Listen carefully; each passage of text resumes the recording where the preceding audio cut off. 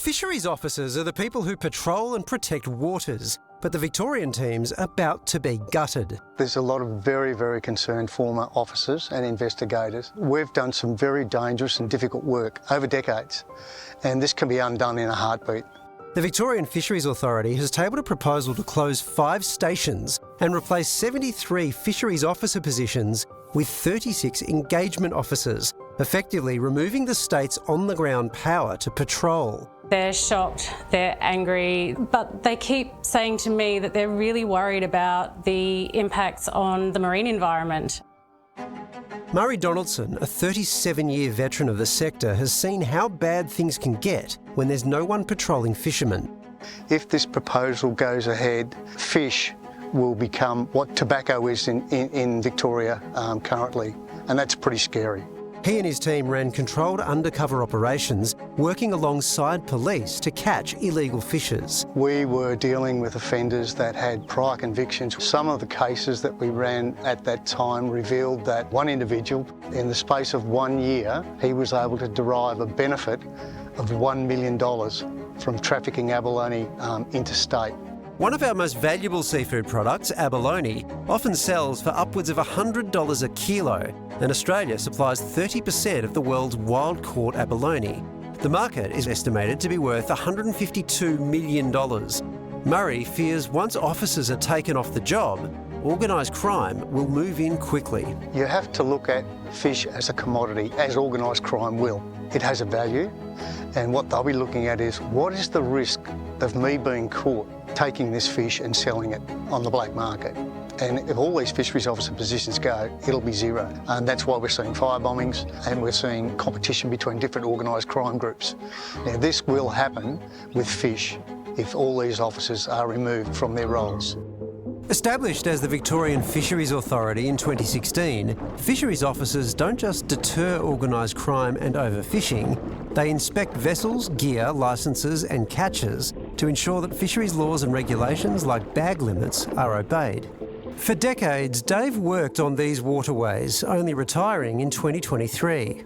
I did one interception early on in my career where I had 234 King George juvenile fish in a fish bin. Well, that was just amazing. Another time there were 4,500 abalone in a boat. The boat was nearly sinking when they got to shore. We were working a roster where you could be on at any shift, night, morning, afternoon. The whole idea was to keep the evildoers guessing, and that's what we tried to do. He's worried marine life will be raided overnight, destroying the delicate ecosystem. The cryptic type species like abalone and molluscs on the coast here and crabs, they will be plundered within a year.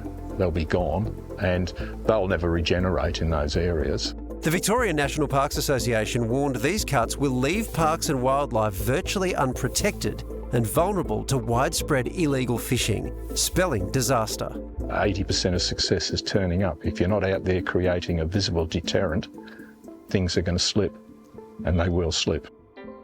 Fisheries officers conducted more than 8,100 inspections in the 3 months to September, including 349 patrols in Victorian marine parks, detecting 702 offenders. We're doing the 24/7 type work, so you're out there at night when the likely incursions into the marine national parks will happen.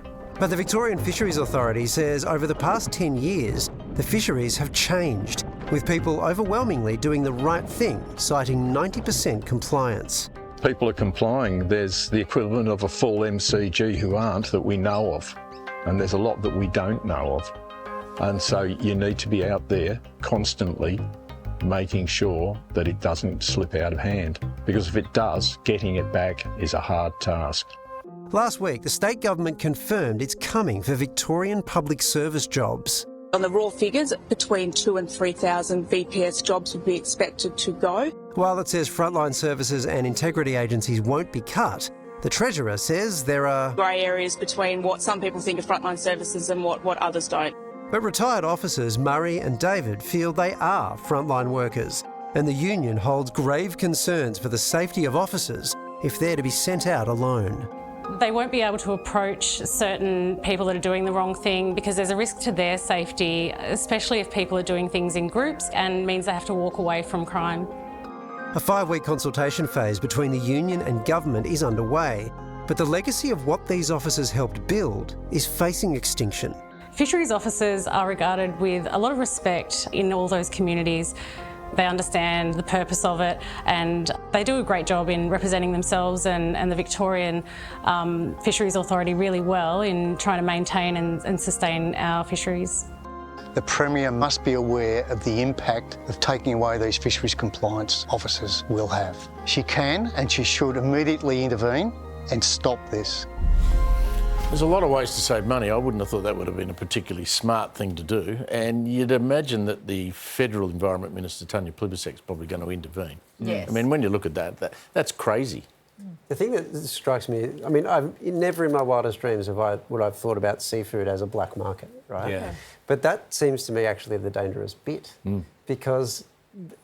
Especially abalone. Yeah, your radar's not up for it, right? Like, if it's drugs or something like that, you're kind of totally clued in. But Australians consume a lot of seafood. We're a big seafood country. But a lot of people go out and catch fish and they might be, just under.